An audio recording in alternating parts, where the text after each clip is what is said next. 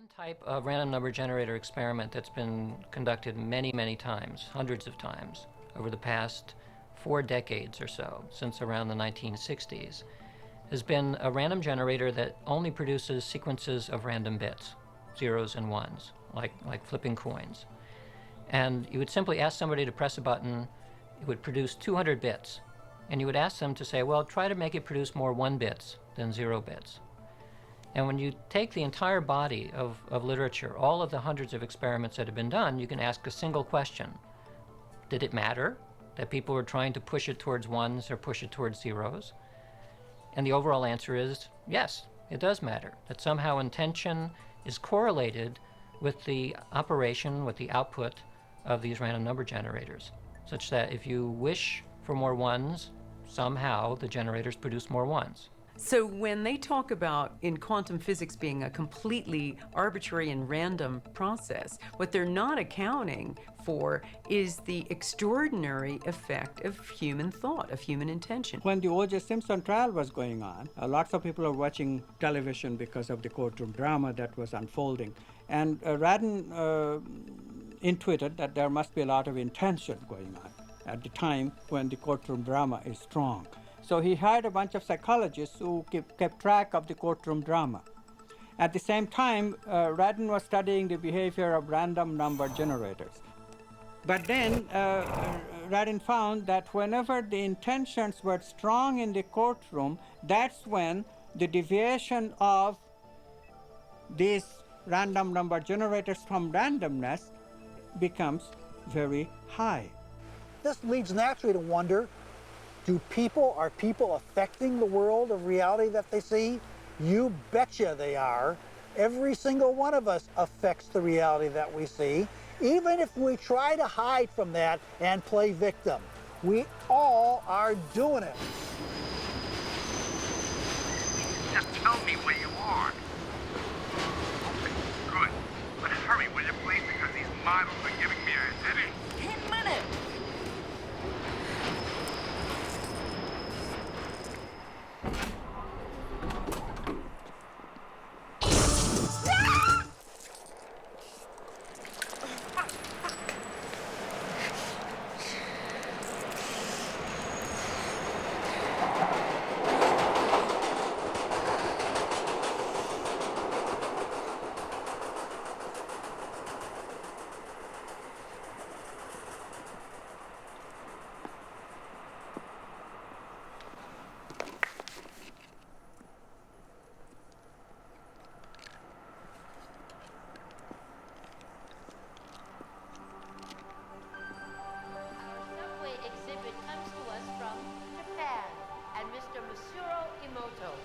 Mr. Emoto became terribly interested in the molecular structure of water and what affects it.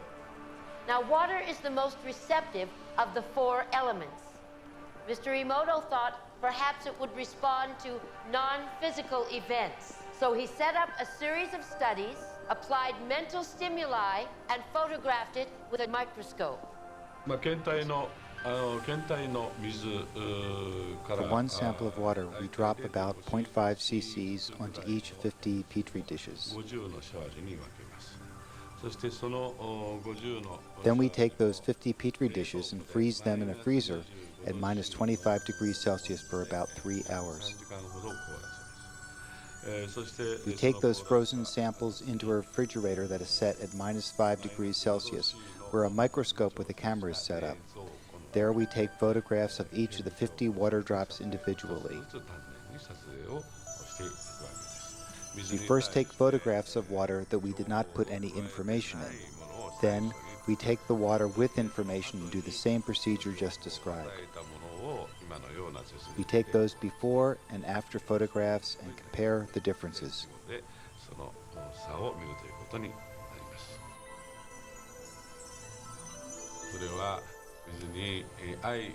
When we projected the feeling of love and thanks to water, it made the most beautiful crystal. At times like this, I think water is at peace. This first picture is a picture of water from the Fujiwara Dam. And this picture is the same water after receiving a blessing from a Zen Buddhist monk.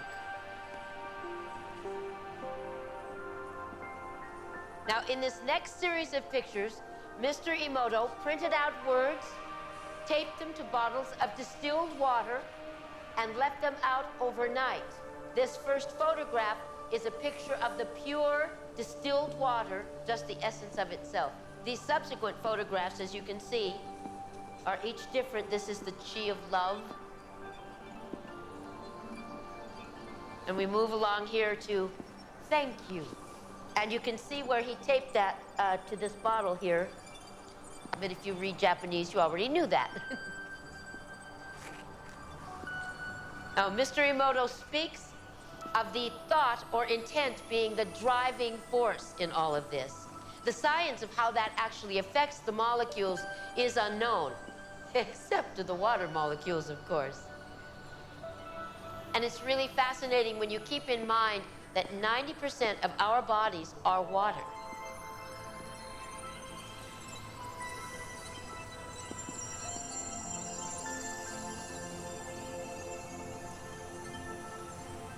Makes you wonder, doesn't it? If thoughts can do that to water, imagine what our thoughts can do to us.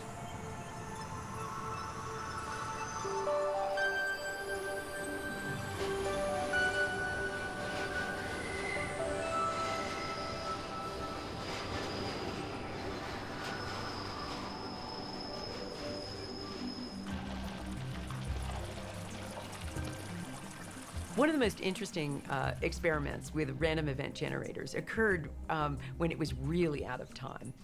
Some of the Princeton investigators and some of the other ones decided that they would try to see whether or not you could affect a random machine after it had run. So they converted it, instead of having a computer with a visual screen, they had a computerized situation that was audio tapes. And they had it with clicks in the left ear and clicks in the right ear. And they already played this with nobody listening to it, so that it already ran. They put that in a vault, and they then gave the tape, the already run tape, to a participant and said, take it home, I want you to listen to it, and I want you to make more left ear clicks than right ear clicks with it. Send your intention to it. So the person did. They handed back the tape, and they played it, and lo and behold, and they played the one in the vault too, and they discovered that they were both the same, and they both had more left clicks than right clicks. So what was going on here? Well, it wasn't as though the person who was the participant had actually affected it at the moment he was listening to it. His thoughts and his attention had moved back down the timeline and affected it at the moment it was generated. Most people don't affect reality in a consistent, substantial way because they don't believe they can. Whatever way we observe the world around us is what comes back to us. And the reason why my life, for instance, is so lacking in joy and happiness and fulfillment is because my focus is lacking in those same things exactly. If we're victims, we should ask ourselves, have I a victim mentality? If I'm continually meeting misfortunes and accidents and tragedies, maybe it's because my mentality is basically attuned to accepting that this is the way life is, and so it happens. Now, why can I not achieve those things? Fundamentally through lack of focus. The average person loses their attention span every 6 to 10 seconds per minute. When one wants to focus intent, you want to be a singleness of mind.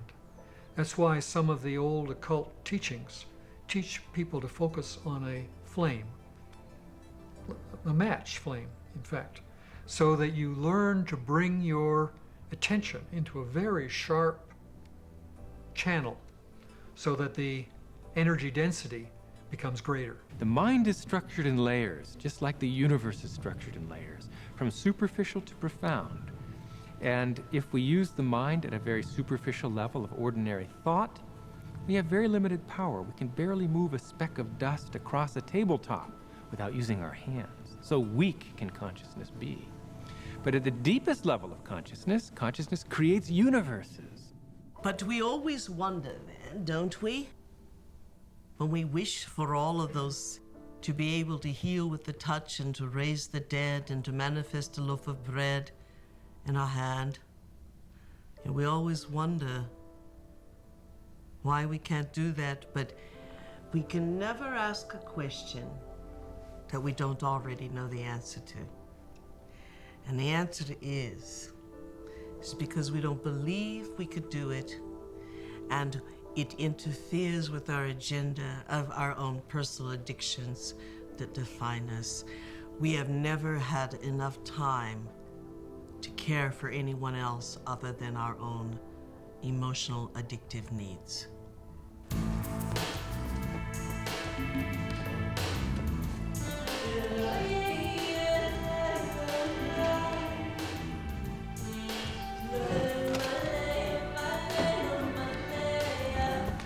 Hey, how was the shoot? Solid.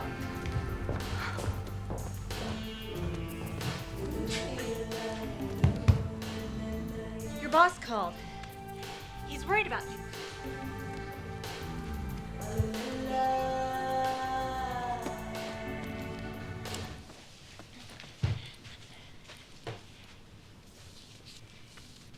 Amanda, I want to thank you for letting me stay here. I know I'm a bit much sometimes and that it's been tough after Bob and all. And you've just been so wonderful. I mean, I make a mess and, well, I clean up afterwards, but it's not really your style. Sometimes I think you make me sane. Me? The day I make someone sane, they're in trouble.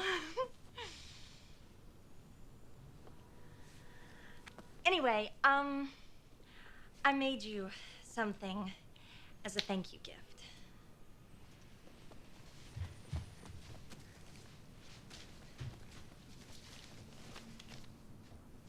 Open it.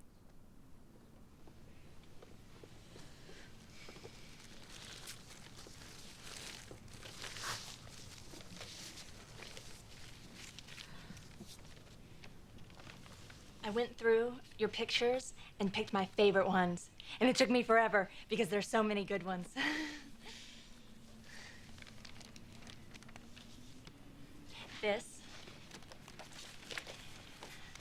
That's for all the wonderful photos you will be taking.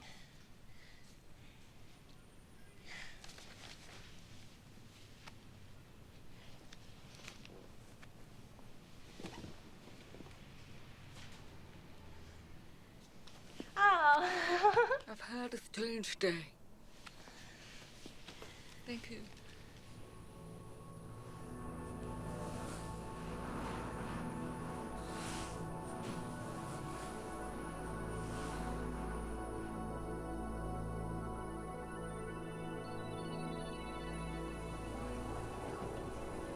Why are we here?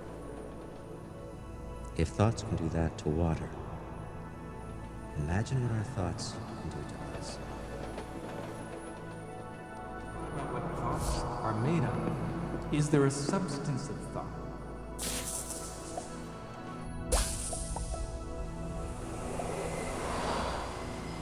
This is a dream that I'm dreaming. Just as in a dream, you dream different characters can emerge and come out to you and talk to you and meet you and so forth. It's possible to go to another level of dreaming where you can become each of the characters that you dream. Go backward and forward in time. Time is relative. Goes backwards in time, and then forward in time to bring quantum information. Time reversal symmetry. Of course, we can go backward and forward in time.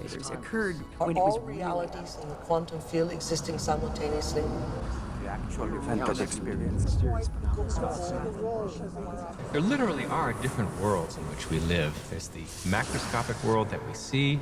There's the world of our cells. There's the world of our atoms. There's the world of our nuclei. These are each totally different worlds. They have their own language. They have their own mathematics. They're not just smaller.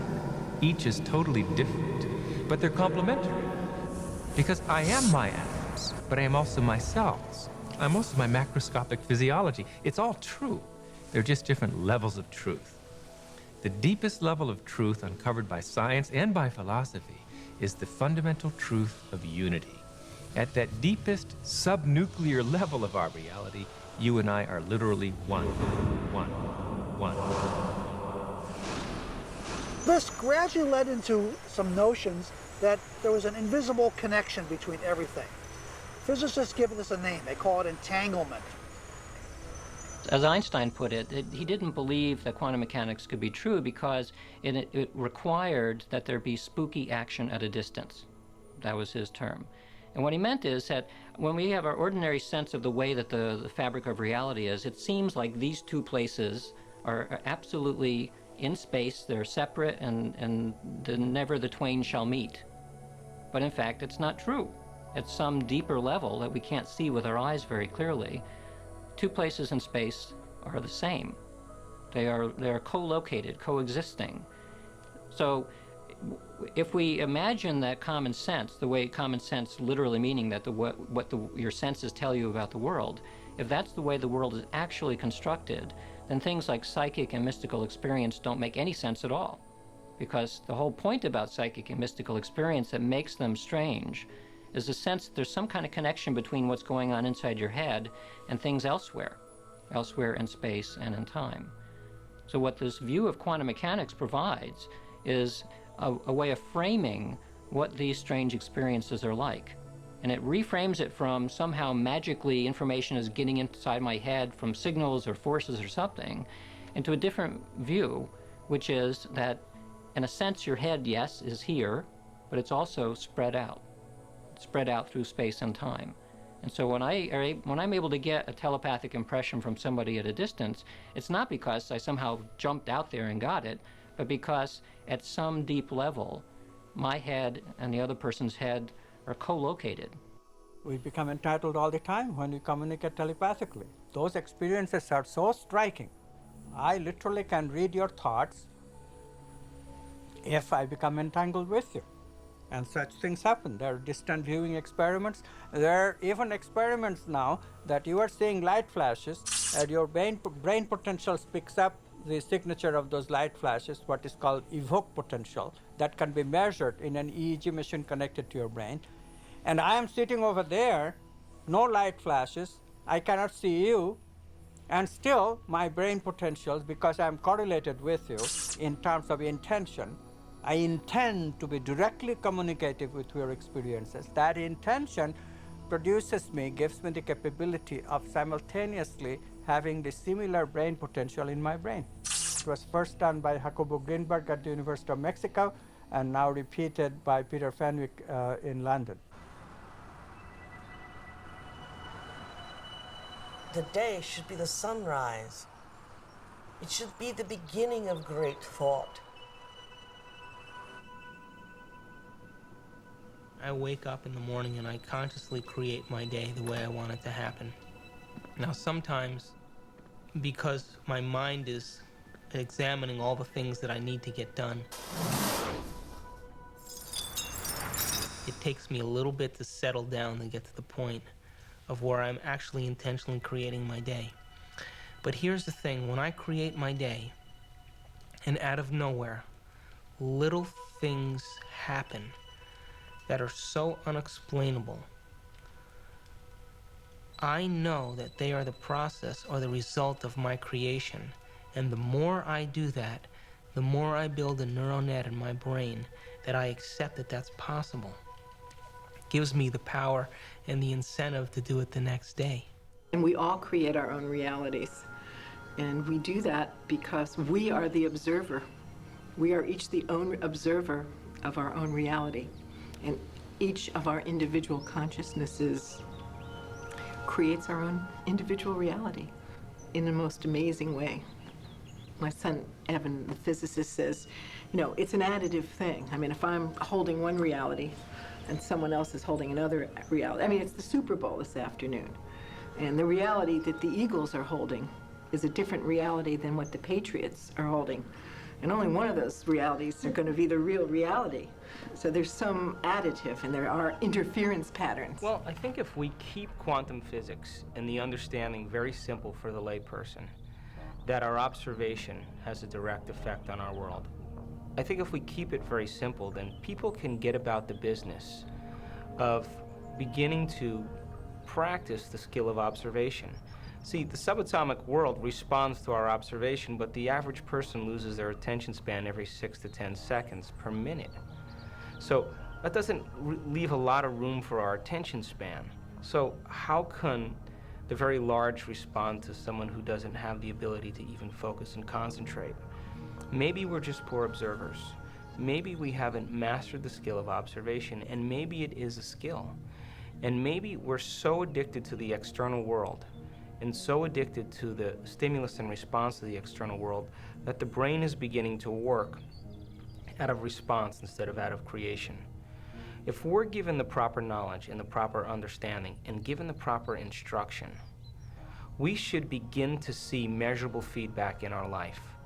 If you make the effort to sit down and design a new life, and you make it the most important thing, and you spend time every day feeding it like a gardener feeds a seed, you will produce fruit. We are running the holodeck. We are collectively, it's there, it has such flexibility that anything you can imagine it will create. And you learn, I mean, your intention causes this thing to materialize once you're conscious enough. Yes, so what is consciousness? What is consciousness?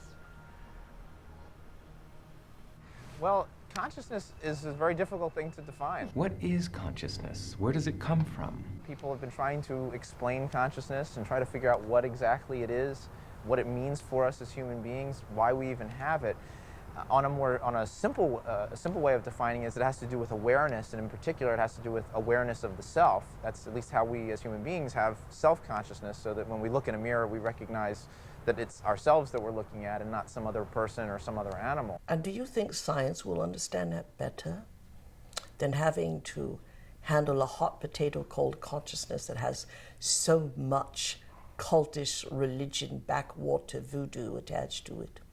Consciousness has been left out of the equations of physics in general, as well as quantum physics, for a very simple reason.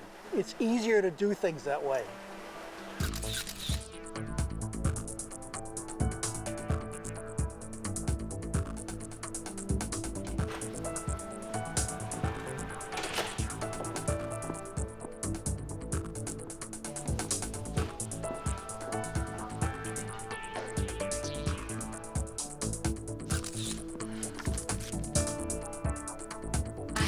Wedding. A wedding.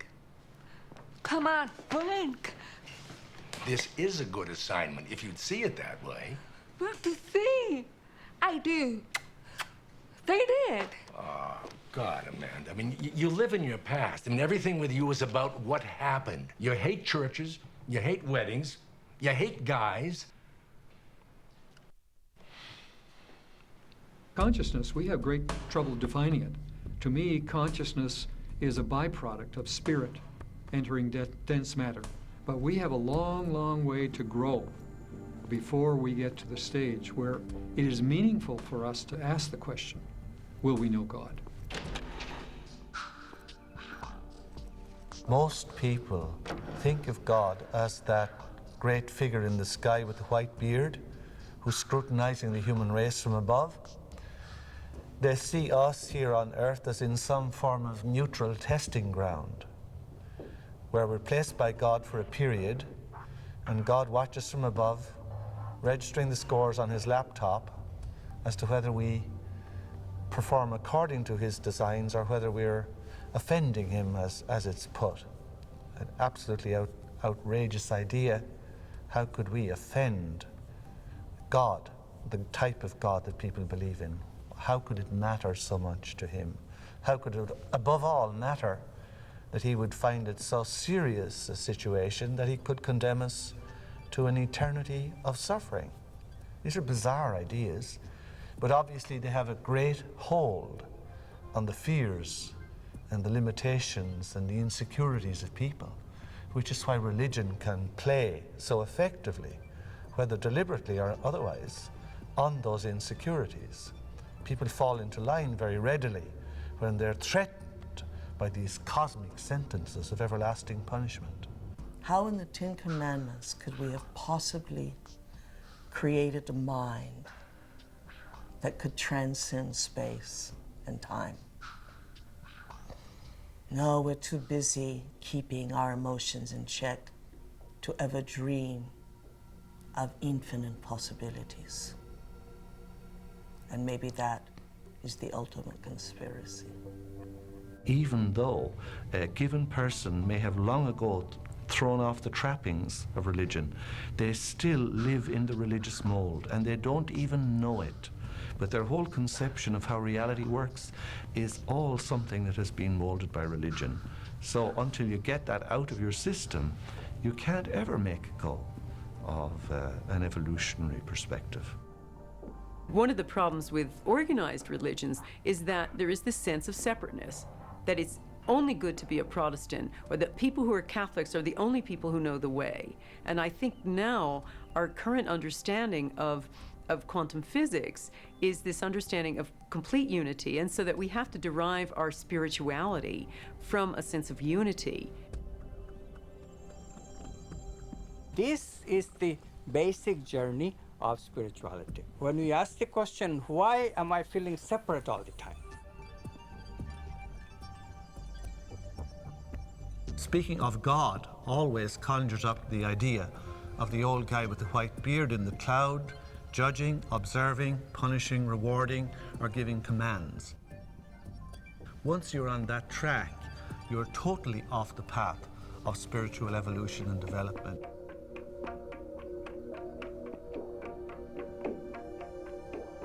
The great appeal of all to people who don't want to grow up, but want the great parent in the skies looking after them, is to ask Jesus to do it for me. If only I place my trust in Jesus, he will save me from my sins and look after me, and all will be well. Well, Jesus cannot eat my lunch for me, and Jesus cannot be born for me.